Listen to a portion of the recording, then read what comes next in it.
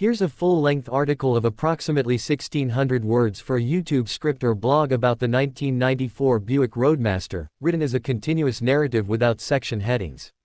The 1994 Buick Roadmaster represents a unique chapter in American automotive history, a car that effortlessly merges traditional American luxury with V8 muscle in a package that's both charmingly old school and surprisingly practical.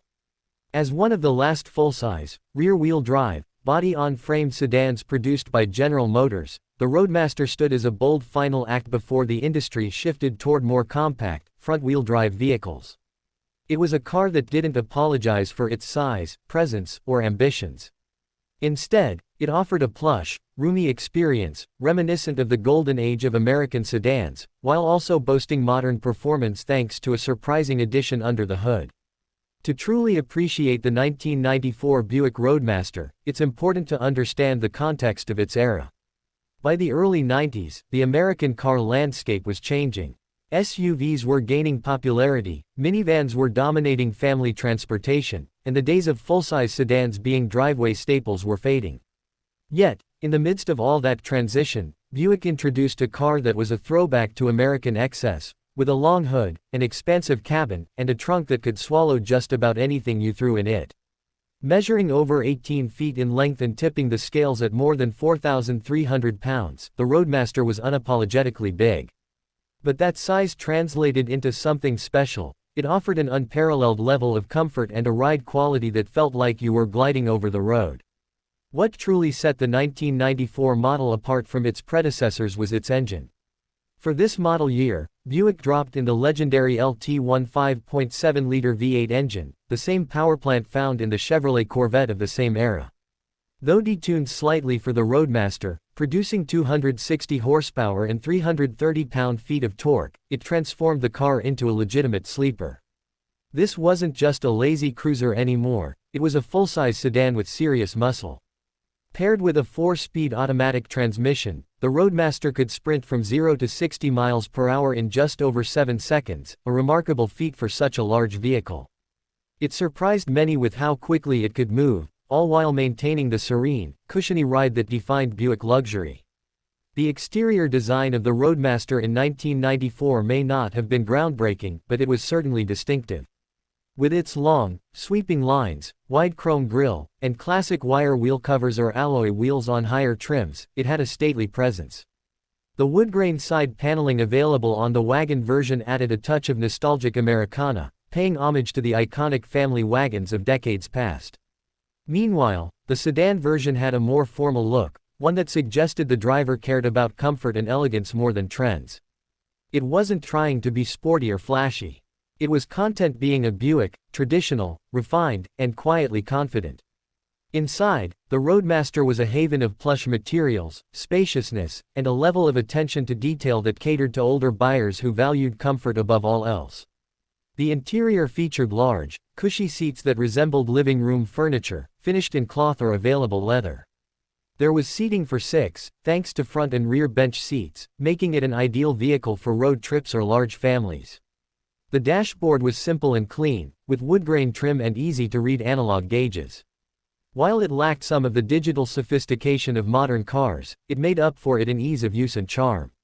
Features like automatic climate control, a premium sound system, and power everything, from windows to mirrors to seats, were all present, offering a true sense of luxury in a time when that word still meant physical comfort. Perhaps what owners appreciated most about the 1994 Roadmaster was how it handled long drives. This was a true highway cruiser. It floated down the interstate with minimal wind and road noise, thanks to excellent insulation and soft suspension tuning.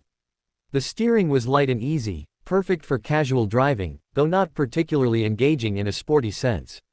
But it wasn't built for back roads or tight curves, it was built for comfort, for the kind of driving where you sit back, rest one hand on the wheel, and enjoy the scenery passing by your massive windows.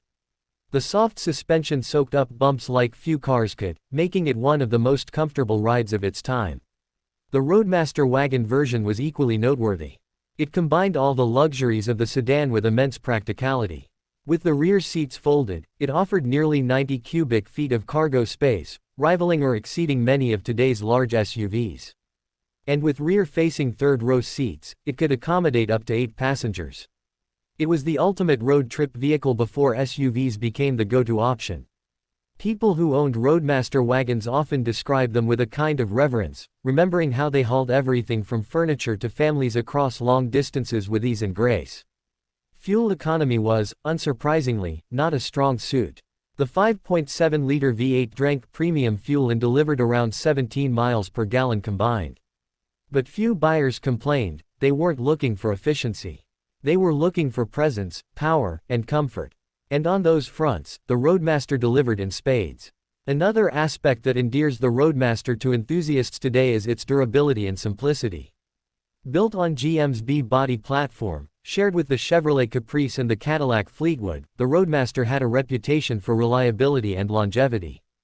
The LT1 engine, while requiring attention to a few known issues like the Octaspark ignition system, was generally robust and capable of high mileage when maintained properly.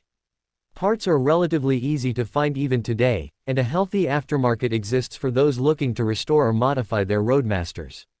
This has led to a growing cult following for the car, particularly among those who enjoy its sleeper status, a car that looks like a retired grandpa cruiser but performs like a muscle sedan.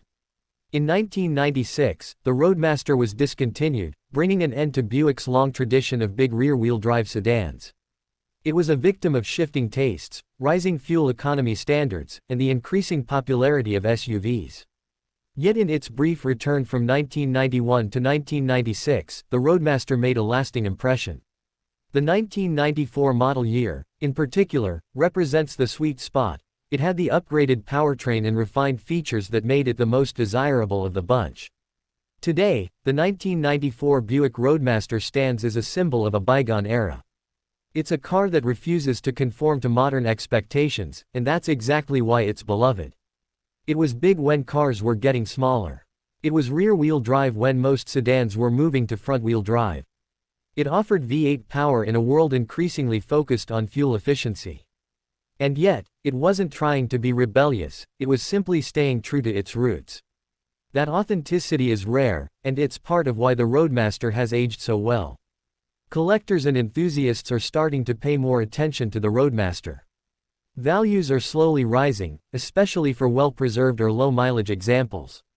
Wagons with the woodgrain trim are especially sought after, as they capture that classic Americana look. But even the sedans, once overlooked, are being rediscovered as the perfect blend of comfort, performance, and character. Whether you're looking at it from a historical perspective or as a potential addition to your garage, the 1994 Buick Roadmaster is a vehicle that demands a second look. It's not flashy or modern, but it offers something that's increasingly rare in today's automotive landscape.